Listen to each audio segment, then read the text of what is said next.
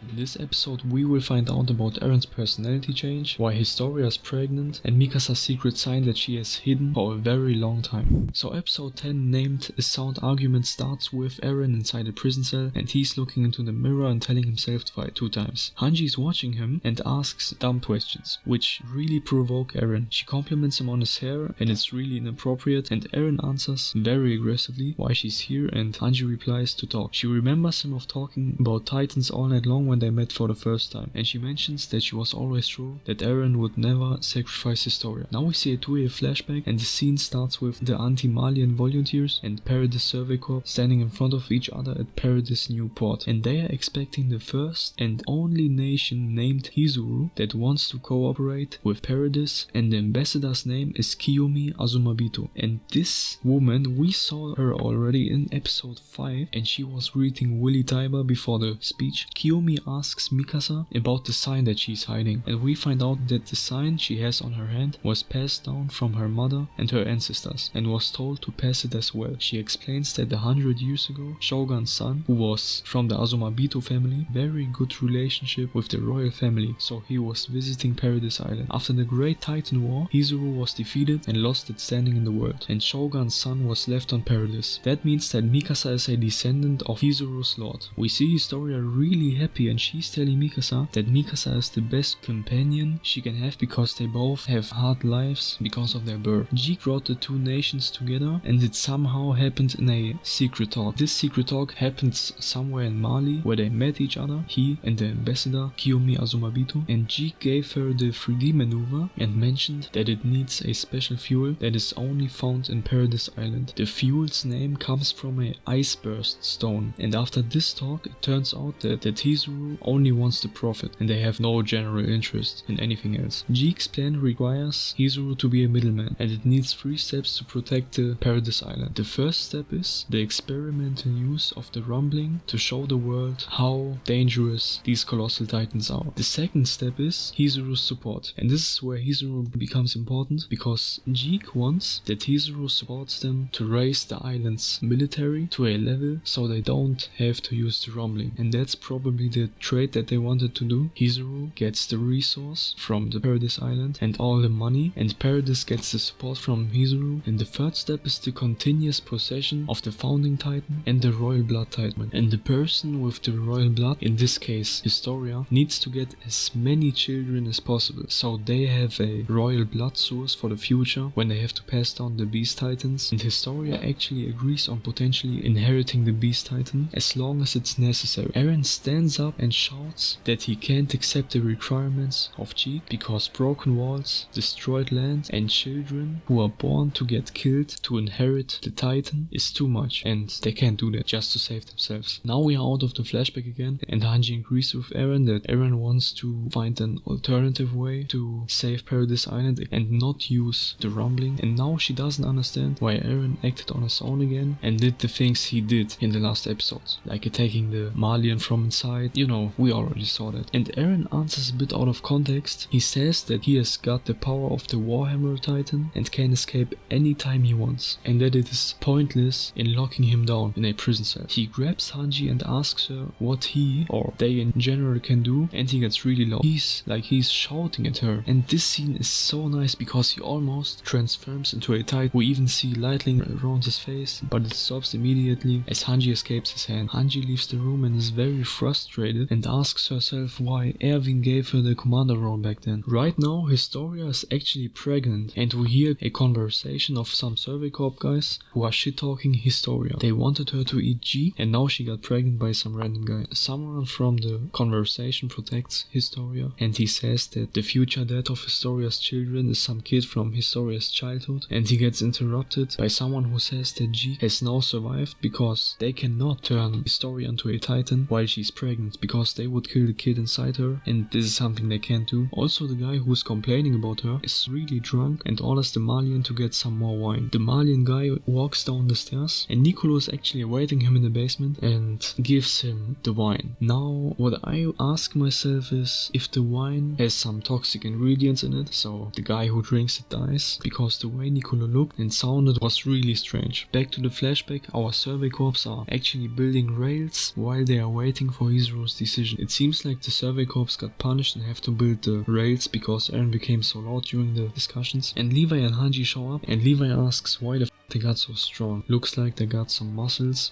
from all the swinging with the hammers. And Hanji says Hizuru has no interest in negotiating and they are only chasing the money and do not want to help Paradise to get united with more nations. Paradise needs to stay as the world's evil, so all the other nations unite easier and keep in balance. Now Eren and the other guys realize, and the rumbling is the only way to protect themselves right now. Mikasa says the world just doesn't know them, and this is where we see that it was actually Hanji's plan to infiltrate Mali, because they are talking about infiltrating the Malians and living with them. So time passes and they somehow show them that the Paradise people are not evil and only want peace. Eren says that he has only 5 years left, and the decision day comes closer and closer where they have to decide who will inherit his titan. Here we get to hear a very funny and cool conversation between all the Survey Corps people, and they are discussing, everyone except Armin, who already has a titan. They all are discussing about who should inherit Eren's 2 titans. And after John or Jean or John, I still don't know how to pronounce his name, but after him, Connie is explaining why he should inherit the titans, and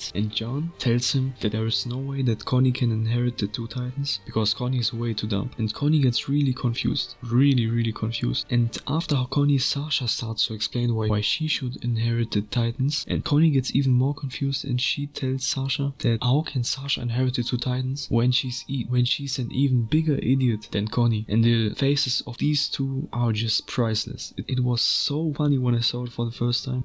It's just priceless. Then Eren says that he does not want anyone to inherit his titans because Eren loves all his comrades and he wants them to live as long as possible. And after that, John complains about Eren's face because it's getting really red and flushed, and Armin says it's just the sun and that everyone is getting a flushed face. And in my opinion, this scene is really beautiful with the sun and how they are happy together, talking, discussing and laughing. It's just a really nice emotional moment. In this scene we are out of the flashback again and we see the Survey Corps discussing some things, and the Survey Corps does not like that Zeke's plan is still unclear, and they are very sure that Zeke is planning something very secret. And they also talk about Eren, that Eren has suddenly changed and he is on Zeke's side now. Connie also says that that's not the Eren he knows, and if Eren is on the side of his half-brother, they should all be prepared to kill Eren. Mikasa of course would never do that, at least not right now. She does not want to believe the words and she still believes that Eren has not changed and the other guys all just missed out on something. And John mentions that in the old days, Eren tried to save Mikasa and Armin from any battle. He would do anything to keep them off the battlefield, but now he's making plans on how to use them, on how to make them fight for them, like we saw Mikasa saving Eren in the middle of Mali, or Armin nuking the port. And also Connie gets really angry and tells Mikasa that Eren was laughing when Sasha died. But here I have to say, yes, Eren was laughing, but I think that he just doesn't have his emotions under control, and also it's not like we didn't see some regret in his face, because when we saw Eren's face in a close-up just after he was laughing, we actually saw some regret, or at least it looked like regret, like he's regretting what he has done, but he can't change it obviously, so I can't really agree with what Connie is saying here. But now it's getting really interesting because even Armin is getting suspicious. He's suggesting to